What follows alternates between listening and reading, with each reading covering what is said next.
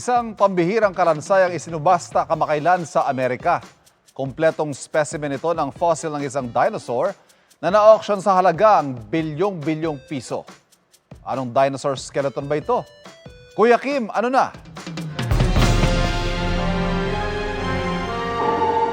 Ang auction na to sa New York, record-breaking. Ang pinag-aagawan kasi, isang Tyrannosaurus Rex skeleton na isubasta sa halagang $50.1 million o mahigit 3 bilyong piso.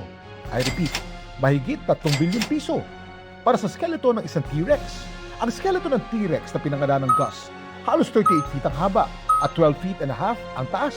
Nadiskubre ito sa isang rancho sa South Dakota sa Amerika. Isa raw ito sa pinakamalaki at pinakakumpletong T-Rex skeleton na nadiskubre sa kasaysayan. It was first discovered about 5 years ago in South Dakota near Hardin County on a privately owned huge parcel of ranch land. It's named Gus after the rancher who owned the land. He sadly passed about a year into the excavation, so we named the specimen in his honor.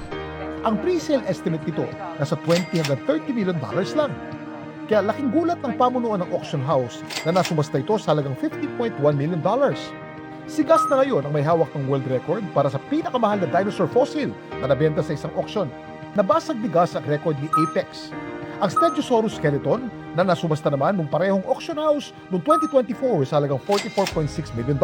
The concept of having this massive class of animals that ruled the earth and to have them gone, I think it really helps us to contemplate our own mortality and think about, we think that we're the big, strong thing on this planet. This could happen to us too.